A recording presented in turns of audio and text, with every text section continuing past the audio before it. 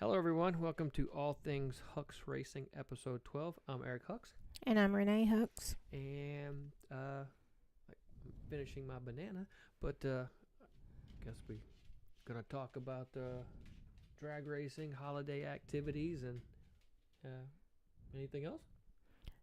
Just give people time to get on here. Give people time to jump on before we And get into anything.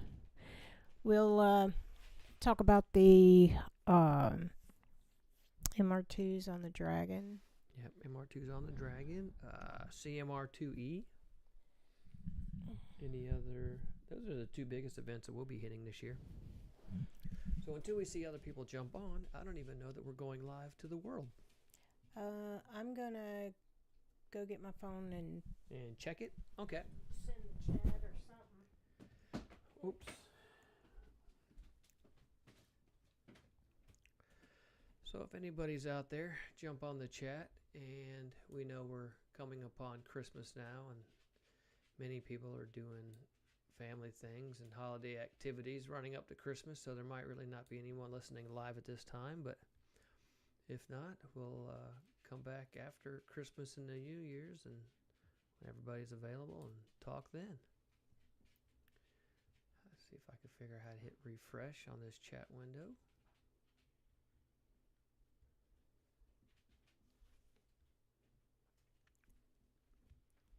I told them we're live. Where y'all at? Let's see what you got there. I don't see anybody jumping on yet. Knowing that our whole podcast is audience driven, so if we don't have people out there to ask questions and push the show along, then I'm just talking to myself.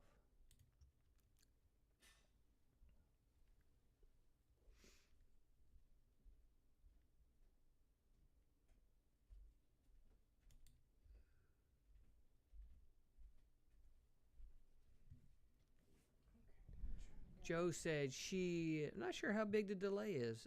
Joe finally came on. He says, I'm late. Apparently everybody's late, Joe, because Nobody's here. Yeah, nobody's here. So if it's just us and you talking to each other, this is going to end quickly.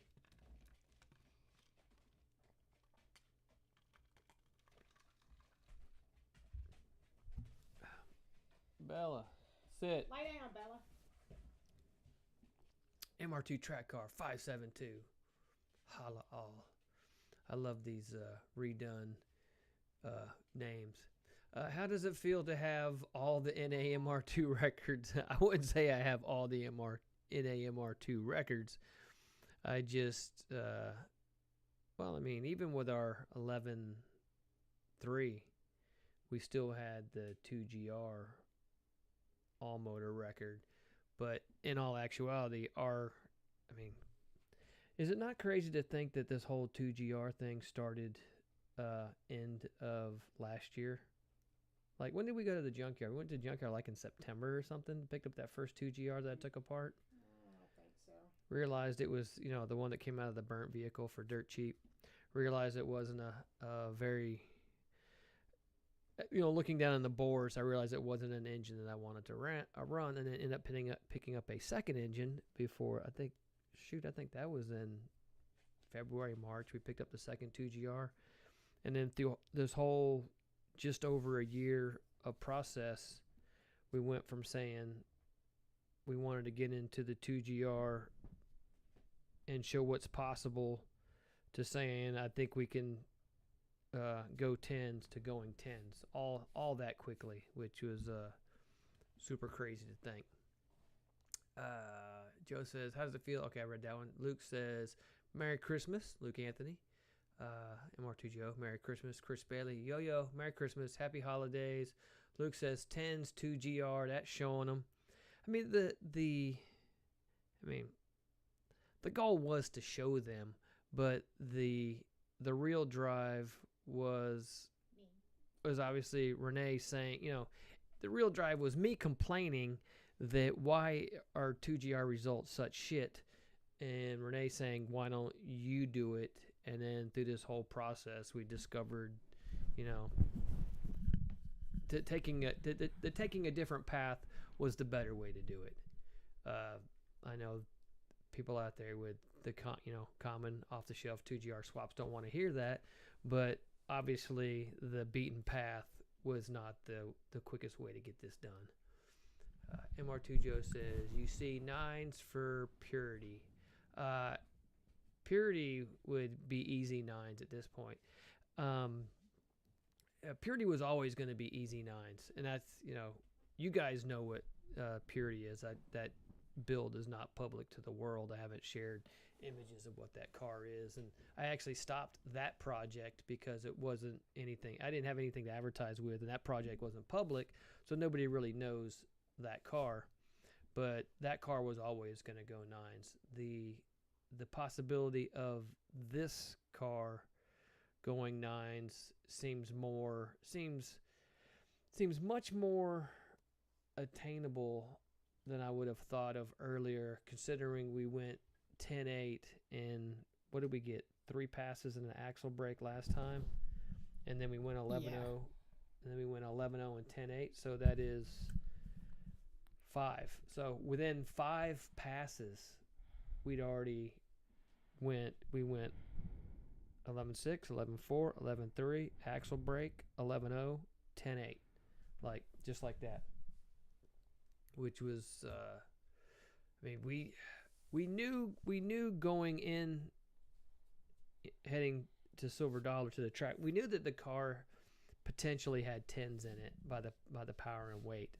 It was just making that happen, and shit. Once that 10.8 occurred, it was like, like a weight dropped off our shoulders, and like, well, let's try some shit.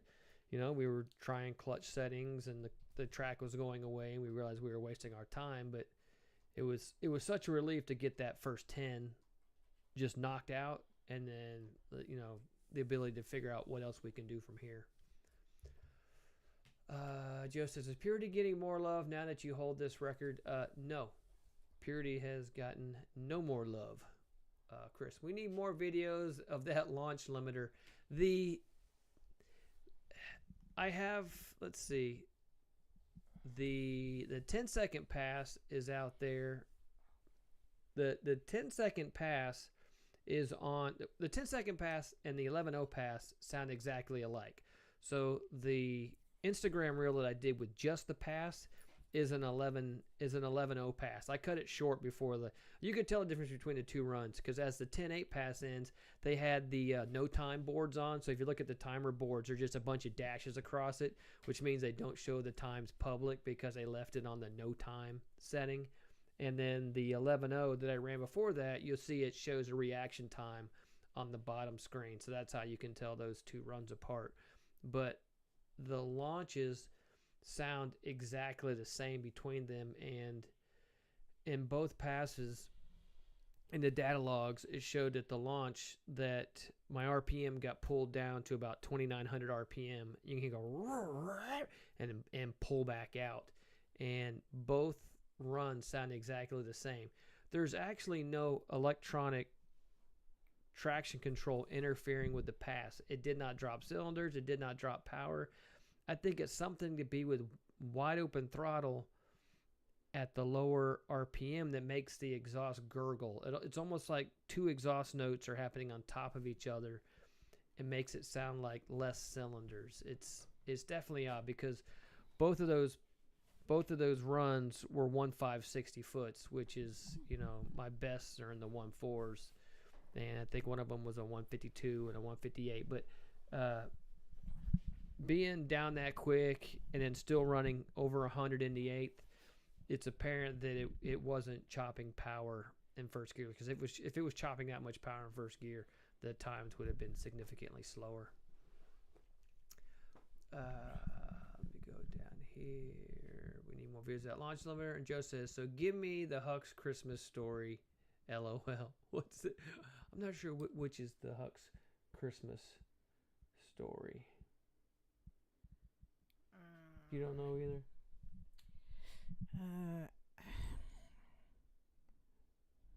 I don't know. How about your? We did move the office used to be at the front of the home, and now the office is what used to be in the guest bedroom, and we moved what would be the guest bedroom to the front, which was the office. So Well, now, it originally started out as a sunroom. yeah, so a sunroom office was in the front, and then now we're back here, and what used to be the guest bedroom turned into the office. But Renee is now able to use her big, comfy, what do you call that thing? It's a big ass swivel chair. I mean, it's huge. It's soft. It's fluffy. You just lay back doing the podcast. It's turquoise, and I'm just laying here, just enjoying this shit. You used to sit on the rickety chair that was part of the 3D printer stuff. And Oh, now, I did. And now you're in your damn cushy ass lounge chair. Yeah, I'm about to fall straight out. You're just gonna pass out. It's comfy as hell. So that's as much Christmas story as we got there. Well, we are gonna go to my sister's for Christmas. We got a buddy that watches our dogs. We're gonna take him out to eat tomorrow, and my son that I haven't seen in a long time. Him and his wife and 6 kids, and the one on the way came to visit us. Yeah, that was on Saturday, right? Yeah, That was when I was trying to get the car ready to go to the track on Sunday. So Yeah. they came out. very well behaved kids, I will say. Very well behaved. All 6 of them. Yeah, they had all of them great. Nobody on a phone. Nobody doing any damn. Gaming. I mean, there Yeah. was none of Yeah, that. nobody gaming. Nobody on a phone. None of that crap. All just super quiet, polite. It was very enjoyable. Had a good time. Went out and had lots of pizza. Yeah. Lots of pizza. We ordered 7 pizzas and 2 crazy good cheese breads. So, and they ate it all. And what they didn't eat, they took with them, and we brought some with us. Yeah, you ate a lot of pizza. Here, I'm going to click on here. I do not know if everything. I need to get the little window over here that shows that we're staying connected and everything. Tools. Oh, there we go. Okay, cool. So that was our, we rolled right into Chris was asking about launch control on the track, and was it in November? Chris says, I'm sure Eric's pizza was loaded with ranch. yeah, tons of. Mine was. Yeah, hers was no ranch on mine. MR2 track car. So what's the next for the 2GR? Is it done now? No, it's not done. Like I said, let's go to the beginning. But in November, we went to the track. Our best was 11.3. I ended up breaking the axle. Of the 3 passes, I data logged 1. Well, I data logged the axle break occurring, and I data logged the second pass, which was the 11.4. In the process of looking at the video that we had and what few data logs I got, I realized there was a lot. The whole car was new. New ECU, new engine in the car. I just put a Quaife diff in it, new wiring. I changed all new front suspension stuff, different rear cross member, motor setup, mounts, everything. So the car was new. Inevitably, the car ran great and took the record. There was just a lot that we knew we had left on the table. Mainly, once we got back, I realized that I had turned off the 2-step function while I was on dyno because it triggers off of the stage brake, and if I bump it, it would go into 2-step mode and cut the RPM. So I ended up just turning off the input for that. So when I was at the track and I thought I was altering launch RPM, I never was. It was always launching at 8,200 RPM. And then also every pass that I did was like exactly 123 point something mile an hour because I was on the limiter in 4th before the traps. So between the not having my 2-step on, my limiter holding me back, and then the way I have my displays, I was going to rely on my fuel tech lighting up and saying shift as my shift light.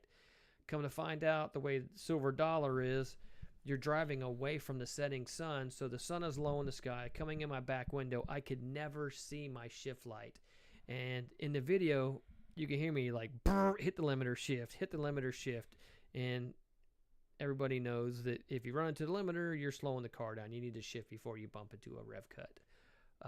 All those things together, on top of the axle brake, and having to be able to control the clutch, to not hit the axles as hard, or should not shock them as hard. We knew if we could take care of all that, the car would definitely be quicker. I knew the car had 10s in it, but the goal really was to just run better than the 11.3. I just want to go out there, run better than the 11.3, and then I was going to be happy with the day. Okay, stop for a drink.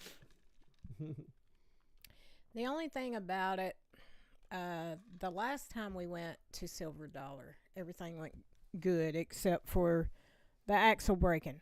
This time we went, they spent 2 hours trying to get their timers to work, their computers to work.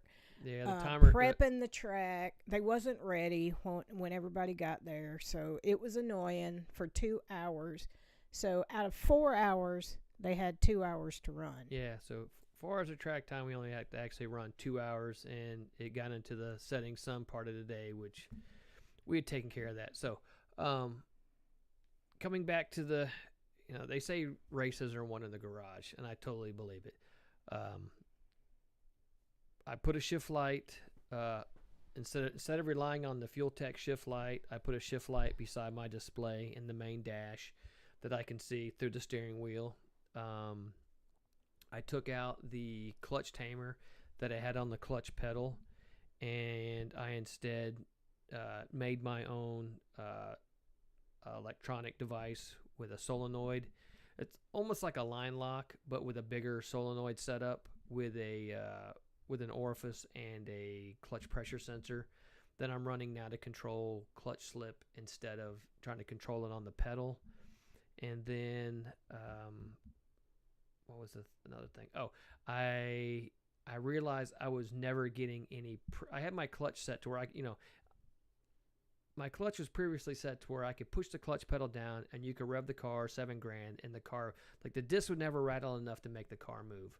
Well, that's not the way you want to drag race it, because you want the drivetrain to preload. So just like with the K, if I wasn't holding any stage brake pressure, if I push the clutch down and you rev it, the disc will rattle and the car will try to pull itself forward.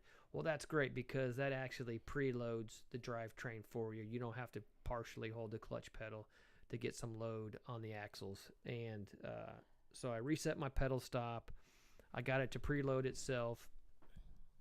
And then in the process of before going to the track, I realized that my process, like after I burn out and then I'm rolling up to the beams, I just use the stage brake to control the car's. I got 1 foot on the clutch, 1 on the gas, and my brake is my hand. I'm stage brake till I can get up into the beams. I realized that just the action of applying brake pressure, I was coming off of my switch to engage my two-step. Well, the two-step is on a timer function, so you can't just keep bumping into it. Once you bump it and then release it, there's a delay before it can come back on again. That prevents you from like bumping into a down track or hitting a false limiter down track. I ended up moving my switch to the back side of the handle, so I actually had to apply 300 psi of brake pressure to the brakes before the two-step function would even engage. On top of that, now, as I was saying before, I have my clutch slipper is electronic. It has a solenoid in it.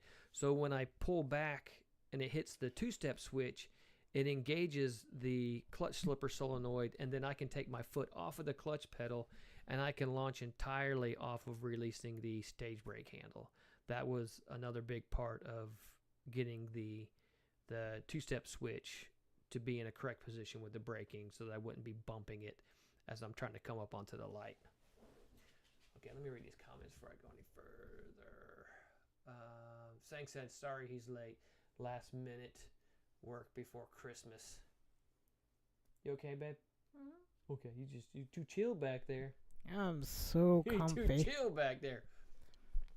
What do you mean back there? I'm over here to your right I know side. you're like 5 feet away from me now. You used to be like 2 feet. I'm your right hand girl. Just isn't that the same clutch slipper setup that the Boosted Boys are using? No.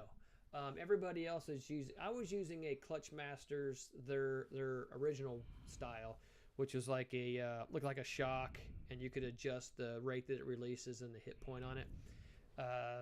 What Boosted Boy Kyle and I know for a fact Brandon Scott is running it. I'm not sure who else, but those two MR2 guys are running it. That one's they call it the Hitman, I think. It's a hydraulic setup that has a reservoir of hydraulic fluid that sets the hit point, and then you can adjust the bleed off. But once again, that's all like mechanical settings. I think there's also a separate solenoid that you could put in it to bypass it. I since I was going from the style that I had and wanted to go to something electronic, I totally went past that route. My car is simpler with less power, less tire, less power. I thought I could get away with making a slipper device that I could actually control from the Fuel Tech side. So I could look at my Fuel Tech logs. I'm logging brake pressure. I'm logging clutch pressure. I'm logging pedal position. I also added input shaft speed from my transmission to the ECU. So really, tried to make it like what motorcycle guys use, tried to set it up that way to ease clutch adjustment. Having all the clutch adjustment stuff mechanical separate from the ECU, like two separate systems, that's what I had with the pedal setup, and I really wanted to try to get away from that. Law's words say yow. Law's words. I think it's Lewis. Oh. Hello. Martu Joe said, I think he switched from that setup to just a solenoid to lock pressure and a pressure, he said pleasure sensor, and a pressure sensor. Yes. I have to go back and look. But, so my solenoid the solenoid will lock. So I can push the pedal down, pull the stage brake back, take my foot off of the clutch, and I entirely launch by releasing the stage brake handle. So before I was having to time my foot and the stage brake handle together, like lift my foot, release the stage brake at the same time. Now it's all on the stage brake. So really, I'm staging the car up, taking my foot off the clutch, seeing the lights come down, mash the throttle, release the handle, go. It is absolutely the weirdest feeling to not launch with your foot, but it makes for a launch that's the same every time. Lewis says, it's Lewis, LOL. Still don't know why it's saying that stupid name. Lewis's little girl just turned 5, so happy birthday to her. Happy belated birthday to her. So that's where I was at with that. Luckily, what we had done to set the clutch stuff up worked. I'm gonna pull up a picture here. I'll go back and show some other pics of our track day. Where's the G-Trace? Okay, take that off. Josh Nelipa said he just noticed that you got the front wheels up finally. Nice. Oh, they've been up before. Yeah. K-swap. Oh yeah, with the K, I would carry the front wheels. All the 11 passes never pick the front end up. The 10.8 and the 11.0. I think this is. You can tell in the daylight. Both of these passes are early. So both the 10.8 and the 11.0 picked up the front end. And like I said, both of those passes sound like the exact same pass. The only difference between the 10.8 and the 11.0 is when I came back around and seeing that I ran into the limiter again, I raised my limiter from 8,200 to 8,600. And I never, there was never any tuning. Like I only did all those dyno pulls I did. I think I set my limiter to 8,400, and I would try to lift just short of that. So almost all my dyno pulls are to around 8,200. I did no tuning out there to 8,600. So I just set the limiter at 8,600 and it pretty much was what it was out there at the other end. I just needed for the car not to fall on its face right at the traps. Anthony asked a good question. Oh, Anthony says, okay, I just noticed front wheel fine. Anthony said, what tells a fuel tech the run to begin with? What tells a fuel tech the run begins? Okay, on the 11-second passes, I never had it set up. I never had a, what's the term? Launch verification. There was never any launch verification on my previous logs. Now that I have my two-step set up on my stage brake with the clutch release, I now have the launch verification that shows that the run begins. I did notice that I need to figure out. I know there's a correction factor.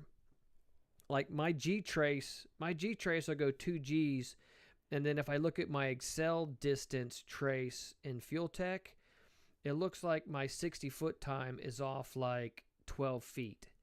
You know, if I look at my G-Trace move where the car finally starts moving, which is actually after my launch verification time by a 1/10 of a second, and I can see wheel speed in the wheel speed sensor, but then I go and look at the Excel distance in Fuel Tech and look at 1.58 seconds out. I'm only at 48 feet on the distance trace in Fuel Tech. So I know there's a correction that you can put in there to get all that stuff to sync up for your future logs. I just need to figure that part out. But yeah, so what tells the Fuel Tech the run begins now is the release of the two-step. So there's the switch for two-step activation used to be on the front side of the stage brake handle. So as soon as I would even before I really got brake pressure, it would trigger the two-step, which made it where I couldn't use the stage brake to roll up to the line. That's why I moved the switch to the back side, so I actually have to get about 300 psi of brake pressure before I hit the two-step switch. And then at that point, launch verification occurs when the switch comes off of the two-step. Forgot where I was at. So all of those things is what, you know, I didn't make any. The car was weight-wise, like the car. I didn't put the car back on dyno since we ran the 11s. I didn't think there was a need. I didn't need more power. Like it was. Without getting the driver and the car itself sorted, it's kind of stupid to chase more power. So I didn't put it back on dyno. I have some other things I can do I think will help add power in the upper RPM range. I didn't do any of that. I felt that was unnecessary until we got the other stuff sorted. So didn't pull any. I still got all, I still got my full power doors. I still got my pop-up headlights. My nose is uncovered. I don't have my grill blocked off like I had before with the K. So I still got all the weight stuff. I could probably get another 100 pounds out of the car. I didn't do any of that stuff. Just took the car back out with just the settings, like I said, mostly ECU stuff, shift light, getting my clutch slips sorted, and the new tires. But tires last time wasn't my problem, but I do have a new set of Hoosiers on it. Getting that, same axles. I put another TCS axle in it. I didn't do any axle upgrade. And I want to show you my... the Hoosiers brought the smoke on the burnout. Oh, yeah. Really good. Yeah, we're out. Mickey Thompson's weren't giving me any tire smoke, but the Hoosiers definitely do. I want to pull up this. Okay, and then I want to turn off these other images. Turn that off. Okay. I should have grabbed more of this. This is actually just a screen capture of a piece of the Fuel Tech log. if you look on the left side, you see the numbers going up 0, 0.51, 1.5, 2.0. I kind of cut the numbers off on the left, but at the very top is 2.5. So both of these logs are the G-force at launch. The red is the successful run from the 10.8. The green is from the axle brake. So you see both runs pulled 2.2 Gs on the hit in the same amount of time. Actually, the red run looks like it pulled it fractionally sooner, so a harder hit. You can see the green run drop below 0 Gs, like braking. Right after it went 2.2 Gs, it just fell right off. So the only difference between these two success-wise is the red run. The red run had axle preload. So the 10.8 had axle preload. The green had no axle preload. That's the difference between keeping stockish axles alive and braking.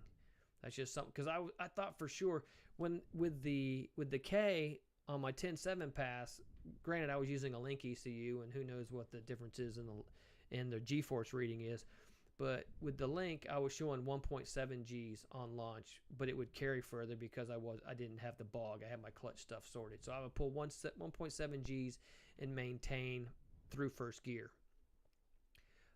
Since I don't have my clutch stuff sorted and I'm being pulled into a bog, I go 2.2 Gs with the 2GR, and then it drops pretty quick, but I'm over 1 G through all of first gear. But just being able to preload by readjusting my clutch pedal to where it has some bite with RPM really keeps the axles together. Let me read here. Anthony says, okay, so you're holding the two-step button like it's a trans brake button. Yes, but the two-step button is behind my stage. Like, there's no button on the stage brake. When I pull the stage brake back, it runs into a switch. I should have added a switch and I should have put a picture on here. But there's, my stage brake handle has, I have no button on my shifter, no button on my stage brake, but there's a little micro switch at the bottom part of the stage brake that when I pull the stage brake back, it runs into it, and it's flexible, so I can still pull beyond when the switch is triggered. It almost looks like a nitrous switch, like you would use on a carburetor or something. But I pull the stage brake back, it bumps into that switch, and I have the FT600, so it has the 4 LEDs on the side of the ECU. The two lower ones, because I messed up and didn't actually have a two-step last time, I made both lower LEDs two-step. So when you engage a two-step, the two blue bars come across the screen and say two-step function. And then the top left button is 350 PSI of brake pressure, and the top right button is 450 PSI of brake pressure. So I know when I pull it back and I see the two-step come on, and I keep going a little further until I'm between those two bulbs coming on the top, and I know I'm staged consistently. Take my foot off the clutch, push the gas to the floor, and just release the stage brake handle, and the car launches out. You're holding it like it's a yeah. So yes, Anthony. So it's exactly like having a trans brake button. And Joe says, "What do you see as the ultimate ET for the 2GR?" I mean, right now we're just chasing. I'm not sure how long I'm gonna stay on the stock intake manifold stuff, but stock bottom end, stock cam, I don't see on short of running nitro mix, I don't see why it couldn't go low tens. MR2 Joe says that burnout was definitely amazing. And Josh says at the end of the run video, the echo when you hit the rev limiter was insane sounding. Yeah, and I have a bad habit of I go right through the lights, and I'm probably going farther. I'm probably going 1,400 feet before I shut down. Let's see. Joe says, how many G did the K do? I just said that.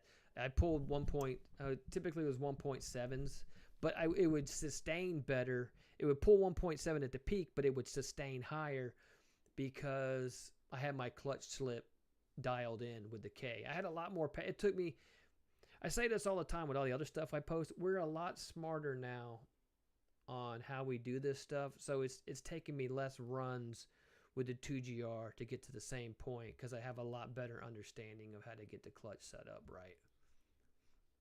And Anthony said, "Oh, smart." And MR2 Truck Car said, "I found V6s always seem to bog like that easier than a 4 or an 8." I'm hoping that I already see some. I mean, I see a lot of things I can already do better than I did last time. But since we've already got the 8 in the car, we've already made a decision that we're not driving 2.5 hours again to get to a track that's going to be questionable. I'm hoping January. Our local track, Montgomery, is going to be closed all December. They did a whole bunch of bracket racing stuff in November. Did no tests and tunes in December like they had done last year. Hopefully, come January, February, they get back into the groove, and our prep will be consistent, and we can get this first gear launch stuff sorted with the 2GR. Joe says, "Could that be because of the firing order?" I don't, I mean, I still had a lot of 1.560 foots. It sounds like it's a bug, but a 1.560 foot is still super good for the car, and obviously the 2GR, it's a 3.5 liter. The power band is a lot larger in the lower RPM.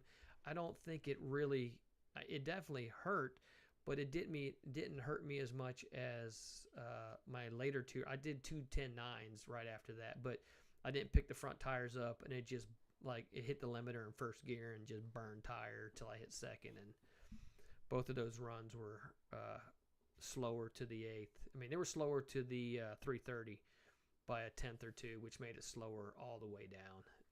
Still trapped 125 after bad first gear. There's that. Let me see here. 10 point. Let's go down. I should have put. It'd be nice if I could have these picks in order, right? Mm-hmm. Okay. Here's our trip there.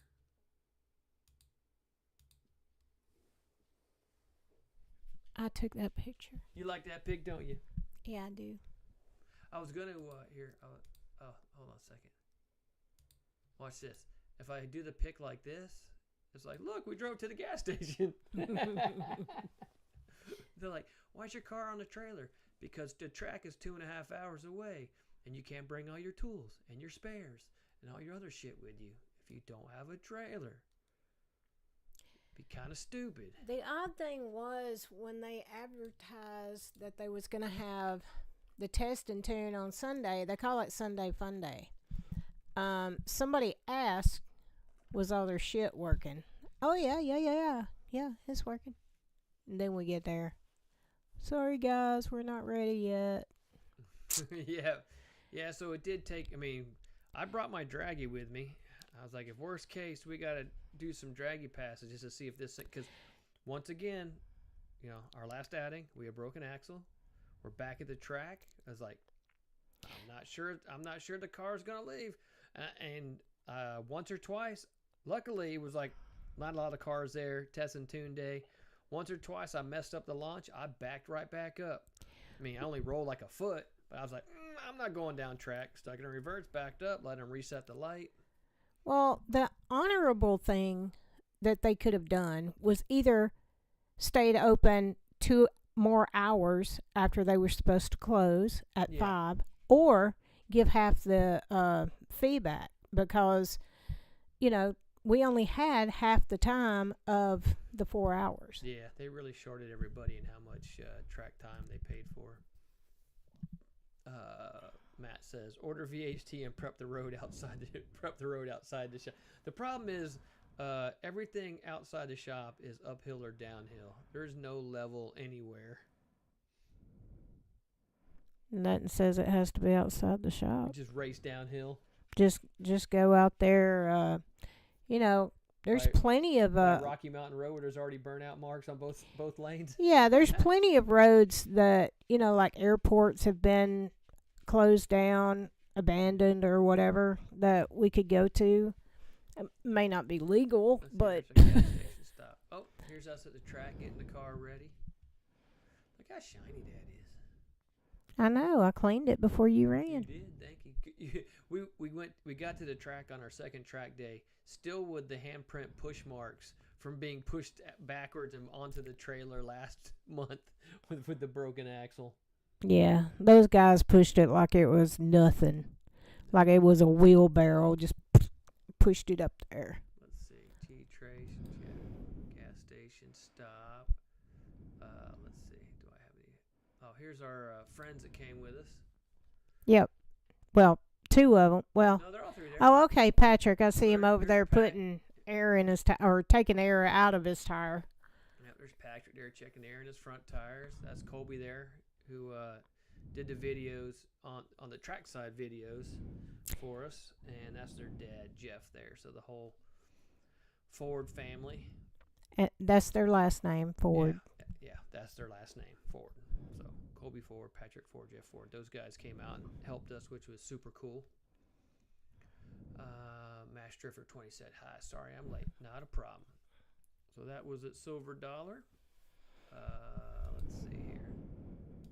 That's both of us there. Got our cars down. Trying to figure out what the hell we're going to do. My day went better than Patrick's. Patrick actually had some engine issues. Thinking he's do a spark plug or swap or a tune change or something. But he wasn't having the day that he wanted to have. I think if he would have had an extra set of spark plugs, with him. Yeah. he would have been better off, but he didn't bring his spark plugs. I said, you know you're supposed to bring extras. Yeah, extra everything. Yeah, even axles. Yeah, even axles. I brought 3 axles. You know what? If I wouldn't have brought them, I'd have damn sure needed them. But I brought 3 damn axles. Well, you just in brought them case. last time. You needed them, but we only had like 45 minutes left. That we had already ran. Once it broke. We had ran the 11.3, and it was good that we didn't throw an axle in it and do any more, because there was so much that needed, not so much, but so many minor things that needed to be addressed. You know, like the shift light, because I couldn't tell when to shift, the input shaft speed, the clutch slipper, changing to a different style clutch slipper, all that stuff, and raising the rev limiter. You know, that 11.0 was going to be a damn 10.9er. That first pass, I call it the first pass. When I first got there, I was trying to learn the clutch stuff, and I just kind of rolled the beams and then just drove it down track. I don't even call that a pass. I think I had a 3-second 60 foot and went 14 something, but just took it down track, came back around, made some adjustments, and then ran the 11.0 on the limiter, and knew that if I'd have damn raised the limiter up before that pass would have been a 10. Joe says, it's funny hearing you say Silver Dollar because we have a Silver Dollar Fairgrounds here with a dirty track, LOL. Mass Drifter said, happy holidays to everyone. Happy holidays all. But that was the, you know, I'm not saying that the 10 came easy, but the 10 came easy. And it's like, man, granted, we named a goal and we achieved it in just over a year. Like, it didn't, we said we were going to do it, we did it. And then it's like, once you get here, it's like, well, what am I going to do next? You know, I'm not going to a different engine. It's way too much effort to change damn engines. I knew you'd do it. That's why I suggested it. But look how quickly we got here. Let's Right? see. Chris says, so I need to build a dash that doesn't weigh. You need to build 2 dashes that don't weigh, Chris, because I need the other one. Somebody needs a SW20 silhouette Mass Drifter Shibli. Oh, Shibli. Okay. Mass Drifter. I thought it was the brown guy cooking. Thought it was brown guy cooking, not Yes. Shibli.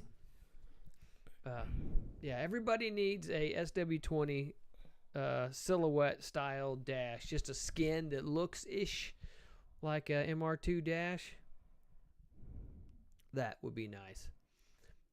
He says you're just too good. I don't know about that part, but we were Like, man, the weight. I didn't go around bragging that I was gonna run tens everywhere, but we knew it was there, and in an effort of not jinxing, catching the record at 11.6, we never felt that was out of reach, but to go tens this quickly was definitely great. Chris I says, still think there's a 10.5 in there. "Oh, there's definitely the because you hit the 10.8 too easy. yeah. If the first gear, I still need to get. I haven't even the only logs I've really looked over as I looked over some G-Force stuff and I looked over some launch activation stuff and Excel distance and stuff like that to try to get more familiar with the Fuel Tech data logging. But I know for a fact that there's definitely more in it just in first gear, because even down to shock extension, like my front shocks are too stiff. I need a faster rate of extension to help control grip. So when the front tires come off the ground, it's harder on the rears. If I could dangle the fronts better, then I could keep more rear grip, and it would be easier on first gear. I've never seen that. Message restricted? Message retracted. Okay. Oh, retracted. I retracted. can't read that far Yeah. away from me. You're sitting so far out I am there. sitting in my lullaby chair over here. Chris says, a bunch. Let's talk about magnesium and carbon fiber ideas. Luke says, just getting started. Hey, we rolled into 2025 with a goal. We achieved the goal by the end of 25. Well, the goal was to be the quickest all-motor 2GR. The next goal was 10s. Obviously, other people said that they were going to run 10s. We beat them to it. I'm happy for us. We did that. So now, where to from here? I have no doubt. I want to trap in the 130s. That's a goal. I definitely want to trap 130s, and I want to go better than 1050s. How deep below 1050s? We'll see, but I definitely think it has a 1050 in it without adding power. I just need to, be. I had a goal between last track day and this track day, and I knew what I needed to change to make it better. I really haven't gone over the data enough to see what I want to change now to even further improve. MR2 Joe said he'll be right back. He's got an errand to run. He got a poop. Oh, yeah. That's He's got to an go errand. see a man about a horse. Yeah, let's see. Mash Drifter says, that was my Instagram, LOL. This count is high school old. Oh, my goodness. You and Lewis, Law's word. Oh, my goodness. Anthony says, if I had my CNC running, I'd model one up. And MR2 Joe says, I'll be right back. I got to poop. And then Chris says, haha, you have enough stuff to worry about, Anthony. I'm going to have to make something in a pretty short time frame. Eventually, you'll have a nice one, and then I'll have to swap. Make two, Chris. I have my Afragola door panels. I didn't even have time to put my carbon door panels on. So I went 10.8 with my damn full factory door panel setup. I pulled so hard to get those. I know. And they still ain't on the car. I know. And look. Most women don't support their husbands in this stuff. And I'm supporting you. And I just want it on there now. What are our dogs barking at? I don't know. He's being a butthole. Oh, okay. He might want to go out. And even look in the images. just see. You see the red headlight covers? That means I still have my power headlights. I still got my full headlight setup, full doors. I got my full factory nose. I didn't do any, everybody's got their nose taped off or blocked off. I went backwards with this. I wanted to show that I could run these numbers without all these other. Wait, you don't see any damn duct tape on my headlights and shit. I just wanted to show that I could make this happen without all those other mods. Like everybody else, I've got my passenger seat out and I don't have any carpet. I don't like drag racing with or road racing with my carpet in there. For car shows and, cars and coffee and stuff like that, I'll keep all that stuff in the car. But when I go and actually compete with it, I don't like having my carpet in there. Anthony says, LOL, I was thinking about selling the one I have in my car now, but it's not lighter, LOL. Yeah, isn't it yours like a skin over the factory, so it's like carbon plus factory dash? Lie down. Let's see. Gas station stop, stands. Let's see. Lie down. No, we don't have the audio. Okay. Everybody watch your eardrums because I'm about to put the 10.8. This is the full unedited 10.8 pass with the burnout and Colby walking around and asking me if I got my logger on and everything. And so let me stop this. And let me know if there's no audio.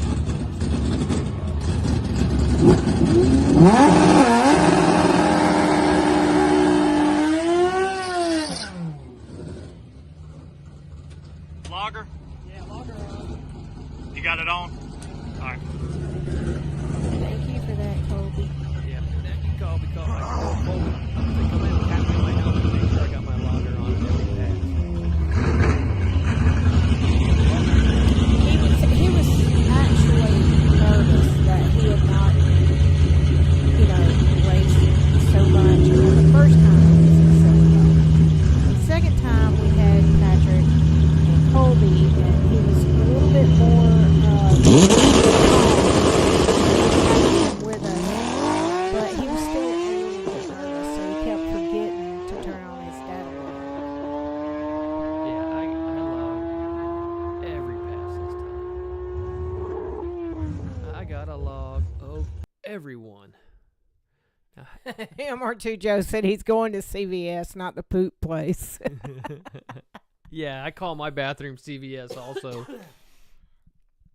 It's Walgreens. I'll play it one more time and then I'll go to the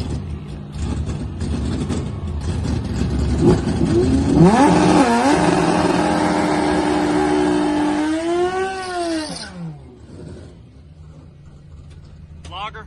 Yeah, logger on. You got it on? All right. You see me fumbling with the shifter there. I realized after I got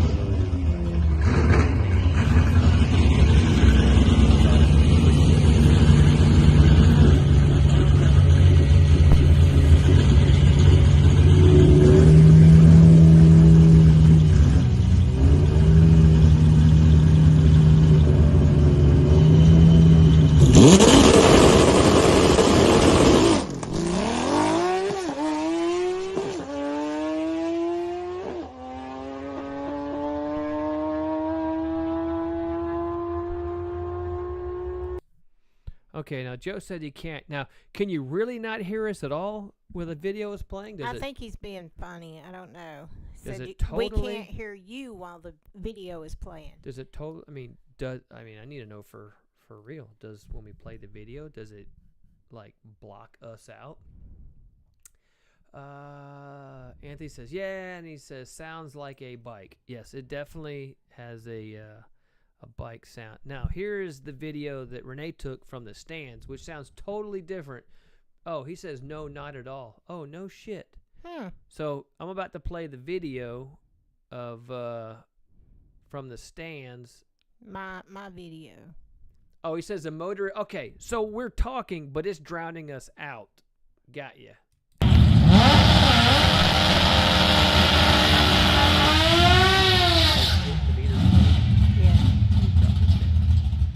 That's right. Okay. That's a good one. Is that better now, guys? Can you hear us talking while the video is going?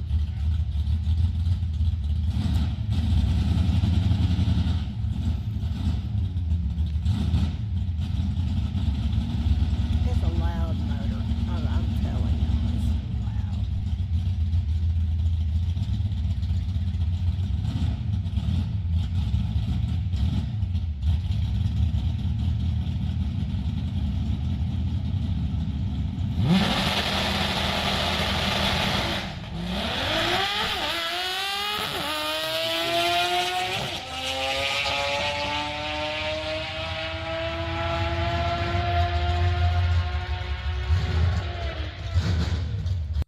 Okay, we're back. So I even took the mixer level down, and you said not at all.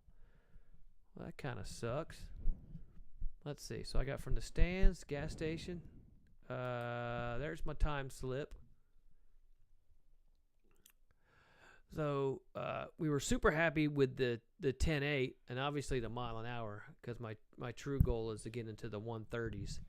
But the 6, I didn't even go back and look, but the 6.9 in the 8th was like fantastic. I wanted to go 6s again in the 8th, which I was able to do with the K, and I wanted to trap over 100 mile an hour. I need to go back and look. I can't remember what my mile an hour in the 8th was with the K, but I think our last outing we were only 95, 96, so we picked up 7 mile an hour in the 8th, which is ginormous, and all of that is just shift point, like seeing my damn shift light and being able to shift, because November outing I was shifting at 8200 when I should have been shifting at 78 and just banging the limiter, and knowing that I'm in 4th before the 8th mile, that's 3 bad shifts running up to the 8th mile mark, which was just killing mile an hour. So to add 5-6 mile an hour to the 8th, and then the 127 and the 6.9, it's like awesome. Joe says, I hear 95% video, 5% you. Cool. Well, now we know. But there's our time slip. I thought he was going to CVS. Yeah, I thought you was going to CVS, Poop Master. Okay, take that off. And records list. So this is where the records currently stand. Before November, I did not have a horse in the race. Like, I wasn't even on this list before November. What's super cool, look, Frank, wasn't Frank at one time like in third? So, but Frank is still standing strong, 12-3. You know, He's still in there. Frank and David are still in there, you know, hanging strong. Mary Frankster so close to getting bumped off, but a lot of really good combos here, and it's just you know, I would say that, you know, obviously these top 5 are the most heavily modded, short of, you know, David Ziegler. From my understanding, his car's pretty light with the DSG swap. So, you know, other than the auto DSG swap, not a lot of, you know, I don't know his car personally, but I know the rest of these other top 5 have a lot of work done to them. But it's pretty cool to see, you know, that, you know, it's great to see where we've gotten to. Let's see. He is driving. This is his girlfriend, Jordan, typing LOL. You missed a great opportunity to say, like, I'm in the bathroom right now, still listening. Yeah. And then I'm having a major code brown. Yeah. Hold on. I got to get Jordan to get me toilet paper while I'm in here. You know, you missed a great chance to totally throw Joe under the bus while he's off CVS. You could have really thrown him down the sewage. You might just start typing stuff up right now. He never lets me drive even when he's occupied. Matt says, here I am piling my heavy ass stock shit back in to get rid of the rattle trap vibe. I'm hoping, Matt, that the motor plate upgrade stuff helps you, because, you know, obviously the V6 is smoother than the K, but my car is way less vibraty than it was before. Vibraty, yes. I didn't have a motor plate set up before. I had the 4 separate mounts, and everybody who runs the plate says it stops a lot of the vibrations. Hopefully Matt can give us more feedback on that. Josh says, yeah, I remember Frank was in like the top 3 or 4 like 3 to 5 years ago. I mean, I've only been doing, you know, there was the big all-encompassing MR2 list with turbos and non-turbo, and, you know, my list is all chassis. but there was the all-encompassing list. It was like any and all MR2, any power mods, whatever, turbos, it didn't matter. Turbos, engines, no matter. You can see what Frank ran there, but I'm pretty sure that I think Frank's top on this list he was probably number 3 in here before me, Lounce, and Goodwill got out there this year, because a lot of these were ran in years previous to 2025, but these top 3 are all 2025 entries. Let's see. Okay. Chris says Rattle Trap is where it's at. Joe says he never lets me drive. Or that one, Joe. I made it to That CV. was Jordan, Oh, actually. Jordan said. Are they both typing from the same account? Oh, Jordan said he together. never lets me drive even when he's occupied. okay. So they're together in the car. Yes. You should still throw him under the bus. Like, I don't think this poop's gonna make it out. She should have said, he's taking the longest shit I've ever seen. That's right. Matt, I think the clutch and just age killing all the interior clips is what's doing me in. Yeah, I know before I used to have the most horrendous third brake light rattle up behind the headliner. And like you couldn't access whatever was vibrating behind the third brake light. You had to get the headliner down to fix whatever it was. So I totally believe all of that. But I gotta say, I mean, the car does not vibrate like it used to, does it? No, not at all. Okay. Not sure I'm gonna read that comment. We're not reading that comment. But that's great that they have a Santa family. Josh says, I remember when 12.5 was a big deal for 2GR swaps. Now we're almost a full 2 seconds faster. LOL. Yeah, I mean, shit. I remember in the beginning of it, guys were struggling to run high 12s, and then David and Frank, both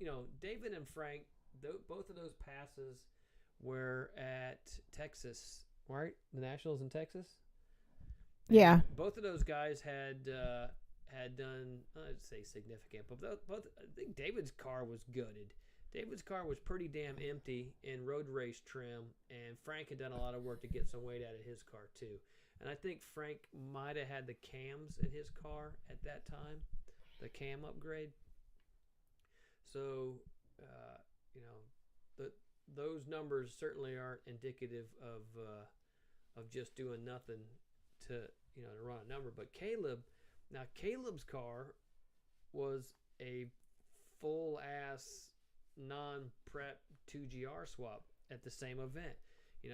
Caleb, man, I'm not sure if it's just Caleb's driving skill or what, but his numbers, his 12.4 is great for the stock swap that his was. Joe says, I do take long shits, and I gave Congratulations. I gave a third brake light rattle to I think he's saying I have a third brake light. Oh, and I have a third brake light rattle too. Okay, saying, Joe, wait till I show you an amazing CVS review about that cultural Santa. Oh, no. That's after 8. Yeah. That's crazy. Now, CVS is the firm Sang is employed by, right? Yeah. Right. Yep. Sang-a-lang Yeah, is it a is after CVS person. Worker. Shoot. Pharmacist. So just a few happy birthday shout outs in December. Matthew had a birthday on the 10th. So happy birthday Happy to birthday, him. Matthew. Heather Bisson just had a birthday. Happy birthday, Heather.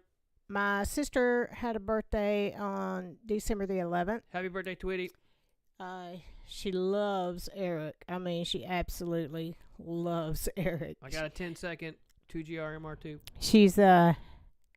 She's 81 years old, and she calls Eric a little rascal. Let's see. So we have several birthdays December the 25th. Patrick, who was at the track with us, his birthday, Frank Souza's birthday, my sister Marietta's birthday, Jesus' birthday. So happy birthday to all of them. When we say Jesus, we mean the Ran man. We mean the actual Jesus, Not Jesus, Jesus. So 2 Jesuses. the holy Jesus, the biblical Jesus. So happy birthday to all of them. And if I'm missing anybody, I'm sorry. I can't keep up with all these people. I try. But, you know, sometimes you figure out they don't keep up with you, so why should you keep up with them? Not Joe said really. he's got a pic coming for saying. Oh, he took a picture. Hey, Sang, don't forget to send me the review as well, Sang. I'd like to see that. But, you know, this will be our last podcast of the year, right? Yeah, actually, Okay. it will. I'm hoping we can have more podcasts next year, like the actual every 2 weeks.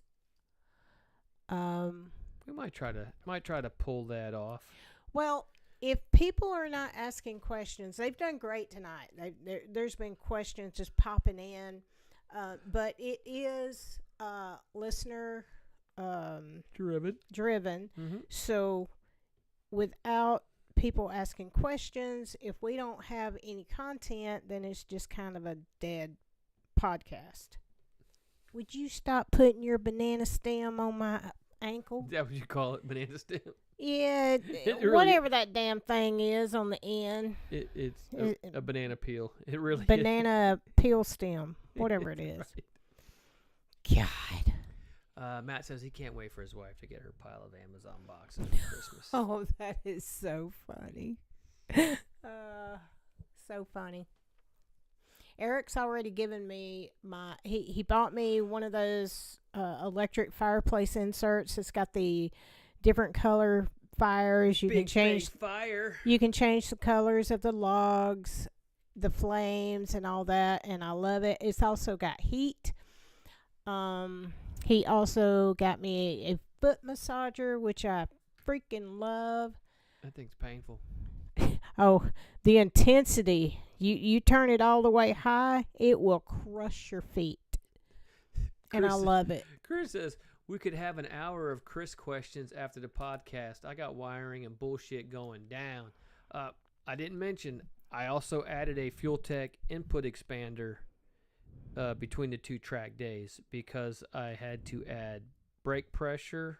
What did I add? I added brake pressure. I added 2-step. Okay, take that back.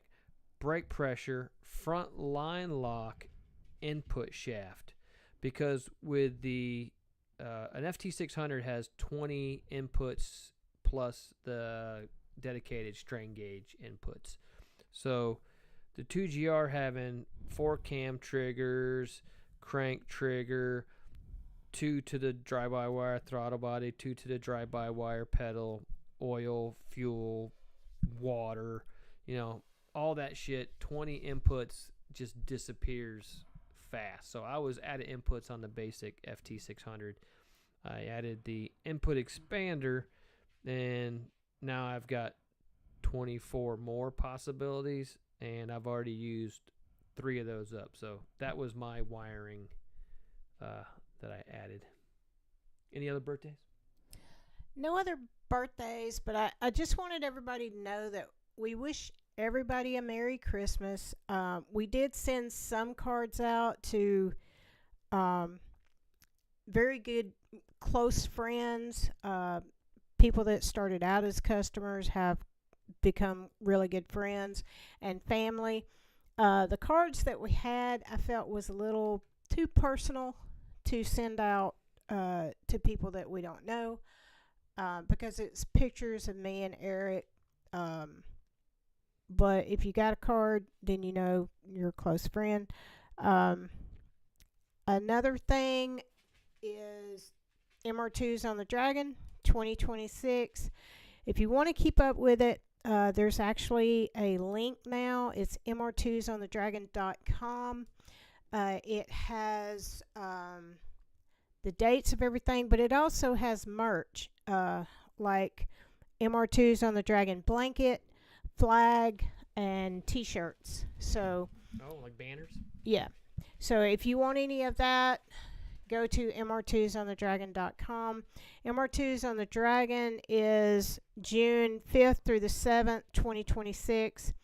There is a link to book, so if you need that, go to MR2s on the Dragon community page and you can find that there.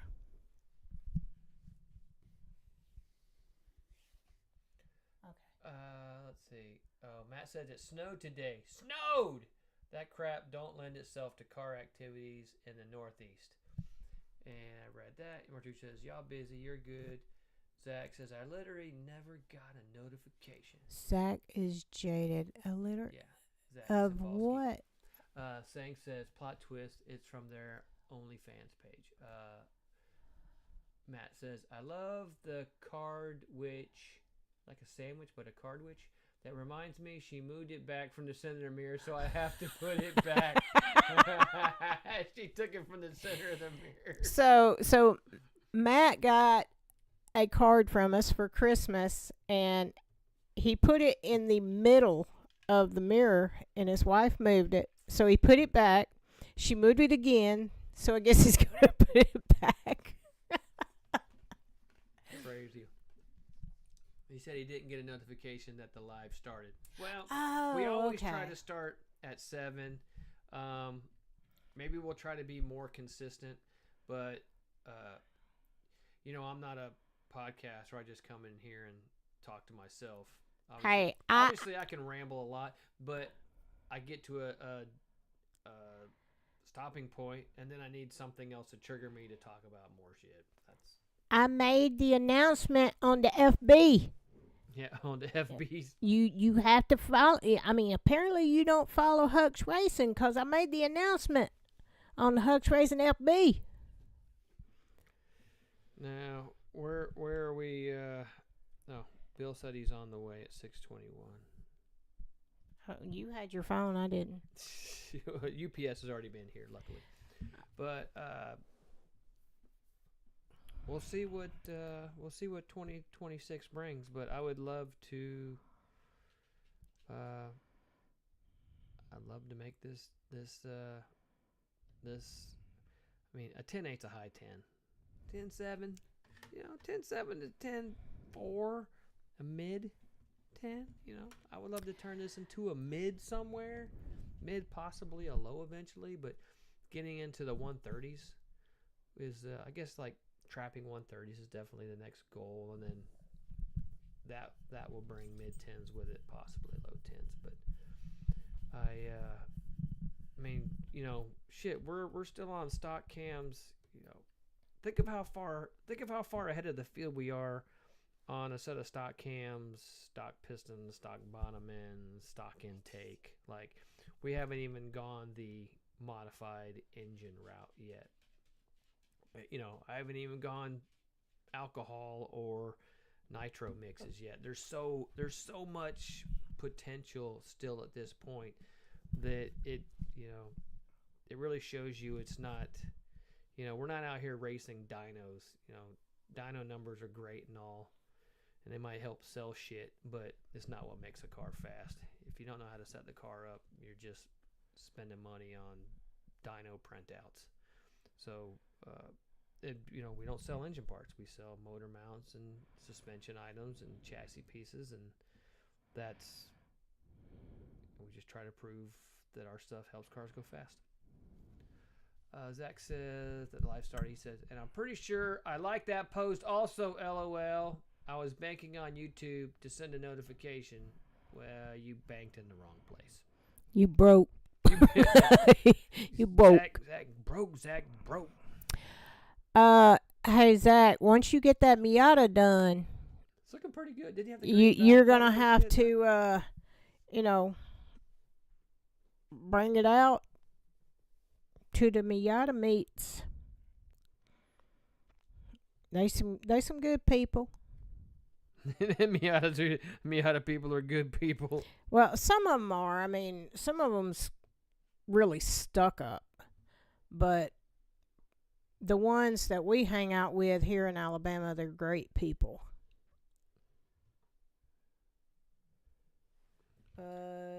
MR2 Joe said, there is no mid with you. You're all the way up. Yep, nothing can stop him. He's all the way up. We. Now, also on MR2s on the Dragon, we're needing sponsors. We're going to have a vendor alley where all the reputable MR2 vendors will be there, like ATS. Not sure TCS is coming. I'm trying to push and get him there. Trying to talk Ty's ass into showing Yeah, up. so if y'all could kind of help give that little push to Ty Saxon at TCS to come out to Vendor Alley at MR2s on the Dragon, that would be great. Let's see. Bob Pham with 808 will be there. Yep. To which I am so excited. Jonathan Goodman, the Canadian with the MR2 BBQ, pulled behind his AW11, will be there. He's going to be cooking, Saturday night after the cruise. So that's going to be a good time. There's so much in this event for 2026. There is the car show. There is the ball field where everybody's going to have a picture. There's going to be bonfires again, s'mores. I don't know if there's going to be hot dogs. I'm pretty sure there will be. Hope you like hot dogs. Man, there's just so much for 2026 of MR2s on the Dragon. I've actually lost track of everything that we're going to have. I'm not sure about a cornhole tournament. That hadn't been discussed yet, but I'm pretty sure there will be. So, get your rooms booked. If you don't know how to book your rooms, contact me or Cameron Toney. That's Toney. Or go to MR2s on the Dragon event page or MR2s on the Dragon community page. And then you can find out that way. The shirts are cool. They look like what is it? The cartoon Initial D? Initial D. Yes, it looks like something off of Initial D. So the shirts are really cool. The blankets are huge. It actually covers the entire top of a queen bed. Now, we paid $70 for ours, but I think they're like $55 if everybody else will buy their own. So you can get all that on mr2sonthedragon.com. That's a lot. Yes, I think I'm done because my throat's getting sore. Zach says, Eric, if I sent you a catch can, could you make a mount for me to go on the passenger side engine bay on the front side of the Stuart Tower? I don't know if I can fabricate something with my car in storage. Did you say what tower? Stuart Tower, yep. A catch can, a mount for me to go on the passenger side engine bay. Yeah, I could do that. That don't seem too difficult. I got a car. I got 2 cars and a mock-up clip. I don't see why that would be he said he got it started tonight. Yeah, he says, I got it started for the first time tonight. Drive-by-wire is definitely going in the MR2 now. LOL, it's so nice. Yeah, I've been on drive-by-wire for a minute now with the MR2 stuff. I had it on the K. You know, obviously I'm running a factory throttle body on the 2GR, and that's drive-by-wire. That's working pretty good. Yeah, I can work that out for you, Zach. So we already said what we plan on for next year. no, I don't have any Corolla listeners here, but I'm also in the process of doing 2GR swap mounts for Corollas, as well as 3S and 2AR and K and every other engine combination that I have sitting here on E153s or E51s or Ks on K transmissions. So I'm in the process of working to add all that to the inventory. Matt says drive-by-wire is the main reason I would ditch K-Pro. Yeah, it's definitely, especially for, man, just idle control and consistency and pedal feel. And I mean, obviously you can go back and even use it for boost control and traction control and such. Anything else to add, baby? I don't think so. I mean, if you guys know a reputable vendor, and I don't mean Bob's here. copycat vendors, I mean good reputable MR2 vendors like Bob Pham with 808, Matthew Schaefer with Chameleon Refinishing, Eric Chameleon. Hux with Hux Racing, Anthony Fergola with XV Racing, Austin Scott with ATS, Ty Saxon with TCS if he would go. Ty's got all them kids. So He's got I lots to think DDPR will not be able to attend do. He's got too much for other stuff obvious going on. reasons. He's got a lot of stuff going on. But if you know a good reputable vendor, please talk to him about going to MR2s on the Dragon Vendor Alley on the Friday of the event in 2026, June 5th through the 7th, 2026. And Bob Fan says, "Yo, sorry I'm late. Happy late B-Day, buddy. Thank you. Thank Man, for that, you Bob. are so late, Yeah. 808. We are minutes from cashing this whole thing in." Zach said, "Should ditch K-Pro, just upgrade to Haltech." And MRT Joe says, "And Celicas, and maybe Celicas eventually." The whole, I'm not going and paying $2,000 for a Celica just to take the engine and transmission out of it, throw it in the garbage, and mock it up and sell a shell. Give us time to piss off one group at a time. Yeah, one group at a time. I mean, even when I show how to make shit better, they still are upset with me. So, I mean, It's because they wasn't able to do what you already did within a year. I gave them 15 years. Shit. Gave them a decade and a half. I thought that, And I knew you would. thought the That's why I results would have been here by suggested you now, make so- it or you build it. we So just did it ourselves. I mean, the first 2GR I've ever installed was this one here. I know we sound gloaty, but no, we're confident. That's what it is. Yeah, what is it? It's not bragging if it's true. Yeah. Okay, are we done? I think we're done. Zach said 2ZZ are good motors in those Celicas, though. Not gonna lie. Well, that's great for y'all. Somebody asked what was the next motor I was going, I did it with the K, I did it with the 2GR. What's the next one I'm going to? I'm like, I'm not.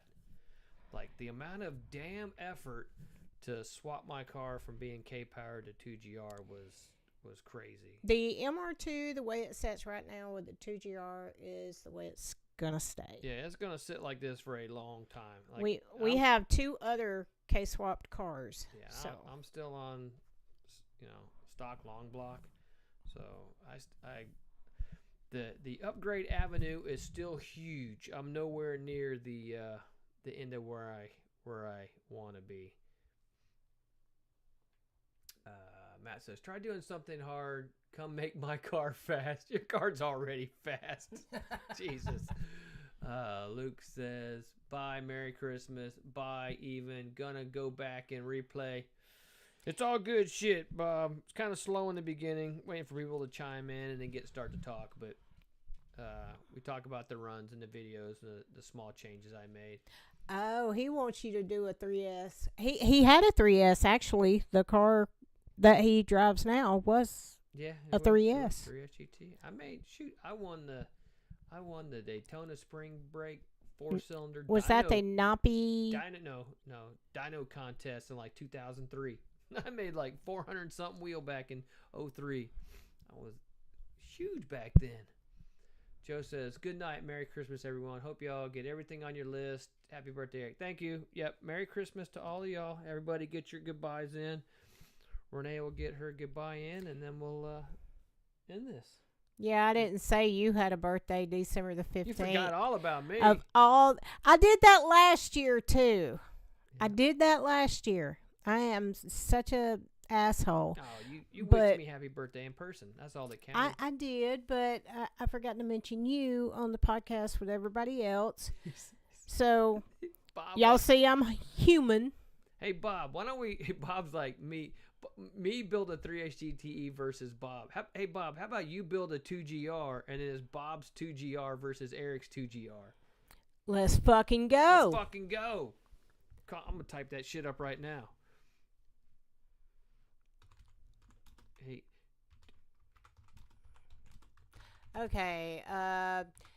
Merry Christmas, all. Hope Santa delivers some sweet ass carbon subframes, Chris Bailey said. Zach said, I don't want to see any of y'all till at least 2026. Merry Christmas and a Happy New Year. I doubt we will have another podcast till then. No, we won't. And Sang says, night, happy holidays. Hux Racing says, 808 2GR versus Hux 2GR. Let's fucking go. Bob says, love you, fam. We love you too, Bob. Bob says, laugh until you cry. I Yeah. don't know. laugh out loud. Let's fucking Oh, go. okay. Let's fucking go. And Bob said, circuit racing though, not drag. We gotta do right, both. right. We gotta do both. You can't just pick and choose. Oh, ooh, Bob, you've been called out, dude. It's just a matter of wheels, tires, and brakes. It goes from one to the other. I'm gonna say this, and I've said it plenty of times, but I just absolutely adore Bob Pham. He is such a humble, good-hearted person, He and called me out. He ain't I humble. I love him to death. He called Well, me not out. to death. He called but me out, baby. He ain't humble. What are you talking? He called me out, He babe. called you out. He's not humble Bob ain't anymore. humble. That's too funny. All right, I'm saying goodbye And good night. and good night. So thanks everybody for listening. Hold on. Let me get my And Merry Christmas. Happy holidays. We wish everyone a happy and prosperous and safe new year of 2026. yeah. I'm gonna let Chris do the circuit. So Chris Bailey versus Bob Circuit. But thanks for listening. All Things Hux Racing, episode 12. I'm Eric Hux, And I'm Renee Hux. and good night, all. Love all y'all. Have a great Christmas, Merry New Year. Talk to you everyone in 2026.